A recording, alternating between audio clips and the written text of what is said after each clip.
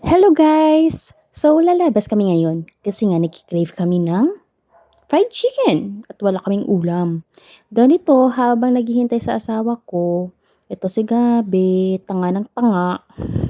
Ito nga, bumili na din ako ng iced coffee kasi nga nagki-crave ako kasi ilang buwan na akong hindi umiinom ng iced coffee kasi bawal daw. Then ito na. And habang naghihintay sa asawa ko kasi bumili siya ng fried chicken, ito binigyan ko si Gabi at ito namang isa, wow, gustong abusin talaga yung coffee ko. So ito yung asawa ko. So, 'di ba? Gwapo. Tapos uuwi na kami diyan. Kasi sabi ng asawa ko gutom daw siya. So pinagbigyan kahit ayaw ko pa naman sana kasi gusto ko pa sanang bumili ng donut or di kaya something sa 7-Eleven. Naku. So, ito na, malapit na kami sa bahay. Oh, ito na nga, dito na kami sa subdivision. Wala na, sad na ako kasi uuwi na kami.